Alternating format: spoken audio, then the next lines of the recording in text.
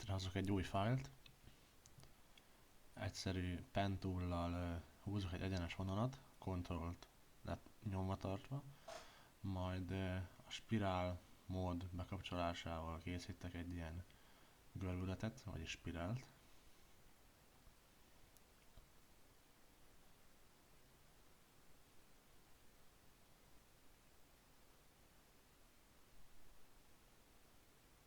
Szintén a Ctrl billentyű lenyomásával tudom beállítani majd a hosszát a szárának. Illetve ezeken a állítópontokon tudom állítani a kinézetét, hogy alakuljon a spirál.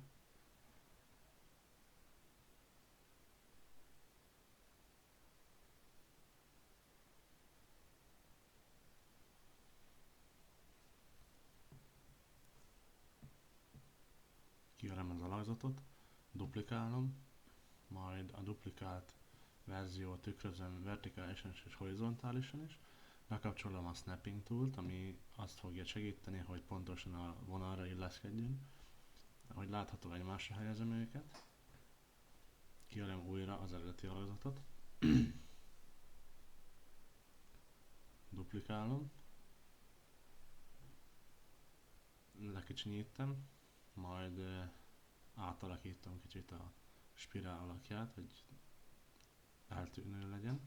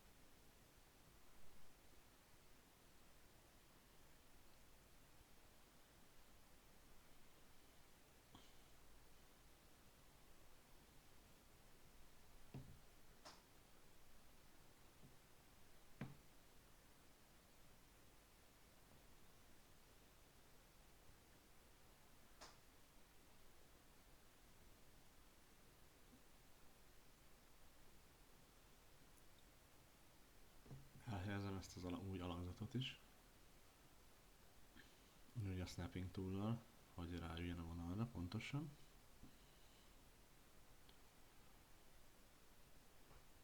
Duplikálom.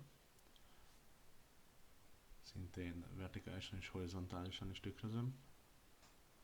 Az elsőhöz hasonlóan elhelyezem ezt az alakzatot is.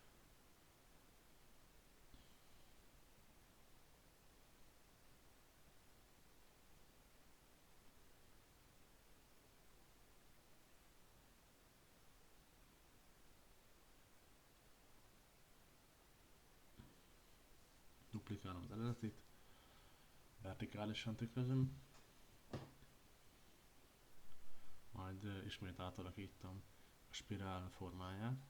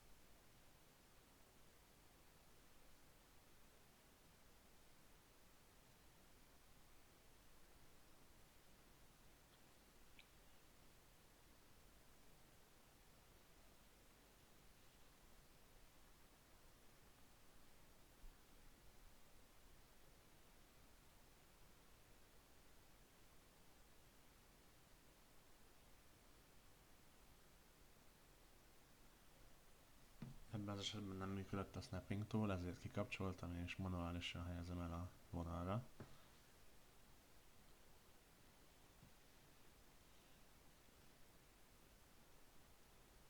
Most ezt az alakzatot duplikálom, majd egy még kevésbé spirális alakzatot hozok bele létre.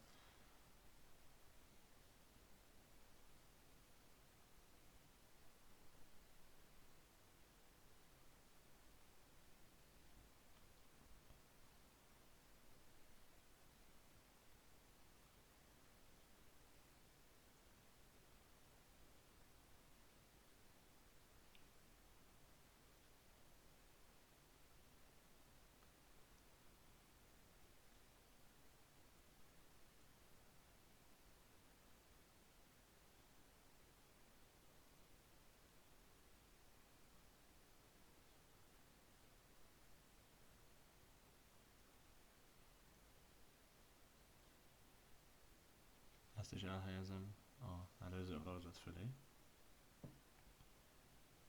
Manuálisan, mert itt ebben az esetben sem működne a snapping tool. Még formálom kicsit.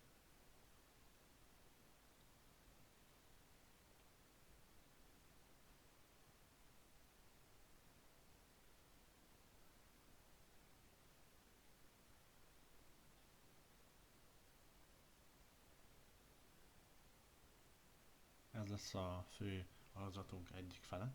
Kijelölöm az egészet. Majd Object to Path-tel egy útvonalra alakítom az egész kijelölt részt. Összegrúpolom őket, hogy együtt tudjam mozgatni és forgatni. Elforgatom 90 fokkal.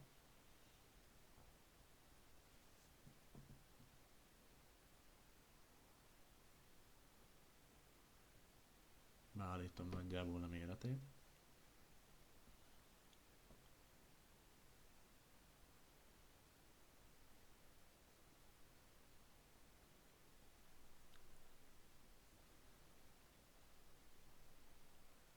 Ungroupolom őket, hogy külön tudjam majd szerkeszteni a spirálokat.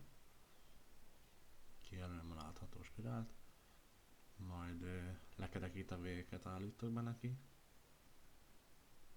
Ugye ezt az összesre beállítom.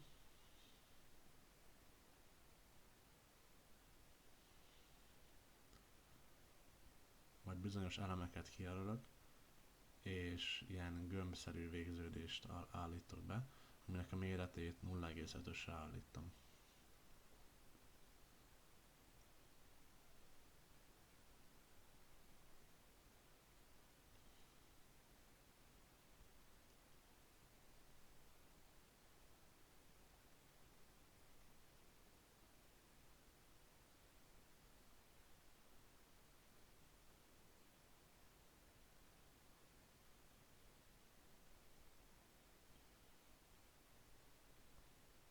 Állítok a méretén. Majd egy kört rajzolok, ugyanolyan vonalvastagsággal, mint az eddigi alakzat. Nagyjából beállítom a méretét, majd elhelyezem a mintám mellé.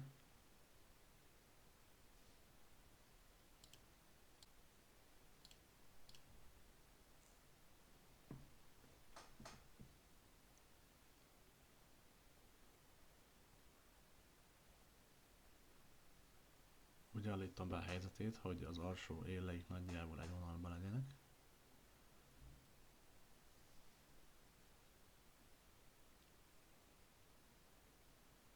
Majd az egész eredeti alakzatomat duplikálom, és vertikálisan tükrözöm. Elhelyezem a kör másik oldalára, így lesz szimmetrikus.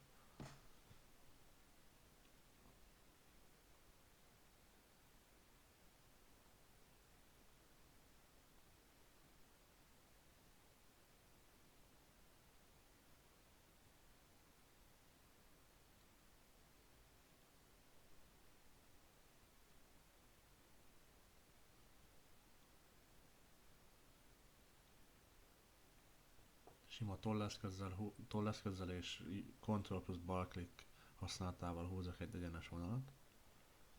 Ennek is beállítom a végződéseket ilyen gömb formára.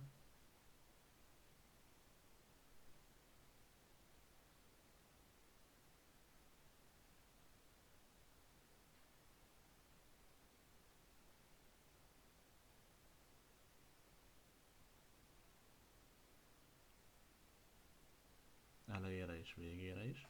Ez fontos, mivel ha csak a végződés rakom be, akkor csak az egyik oldalán lesz gömb. Beállítom a pozícióját.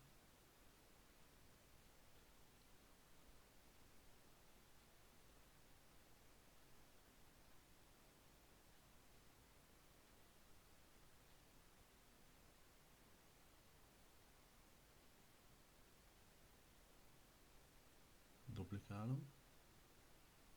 Alá helyezem, majd lekicsinyítem a méretét.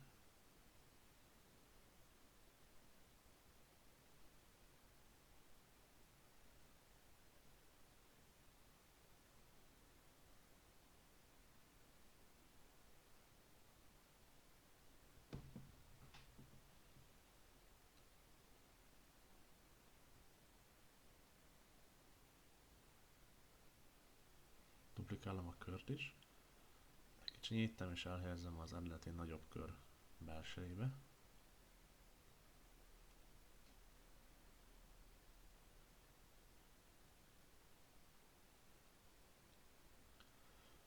Betű eszközzel leírom, hogy elegant logó.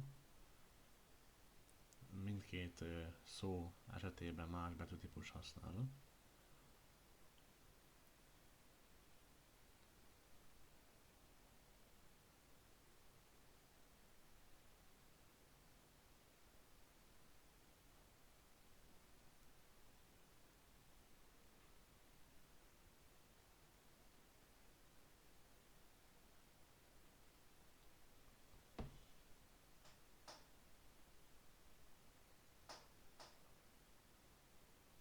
Mivel az írott betűtípus mérete jóval nagyobb, mint a nyomtatotté, ezért manuálisan kell majd beállítanom a méretét, és elhelyeznem.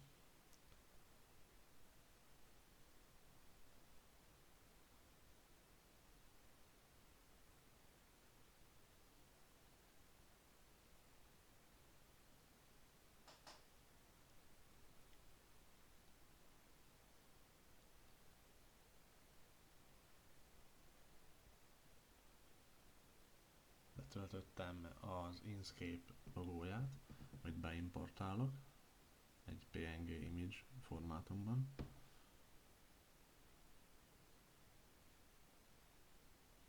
Beállítom a méretét nagyjából, hogy a belső kör belsejébe beférjen.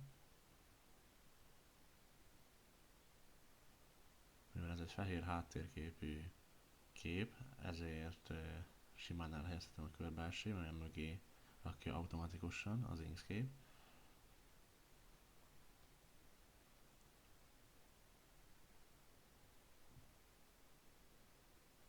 Beállítom a Inkscape logó méretét, hogy jól nézzen ki a kör belsejében.